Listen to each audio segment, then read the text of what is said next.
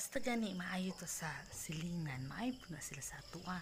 Tanawa na napukoy grasyang ni abot no. Tanawa, tanawan ninyo unsa ni. Ibrihan nato bi.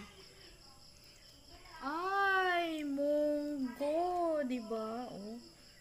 Munggo, murag lami igid ni. Munggo, Diyos ka.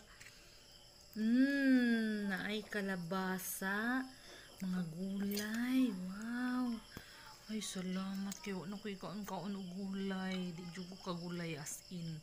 Salamat kay Jenny Conde, no? Kay tagaan ko niya gulay. Gulay na naay sitaw, kalabasa, eggplant. Oh, di ba naay mga gulay-gulay. Oh. Tilawan na to.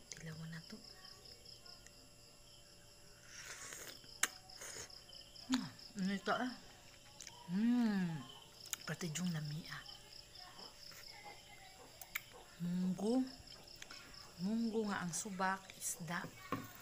Ug tinay na lang, maunang magbinuutan ta sa atong silingan kay para tagaan ta. Tinud anay pud nga binuutan nya kabalo pud ta dapat manghatag mo kay para tagaan ta. Mga tips na ko ha para yung silingan manghatag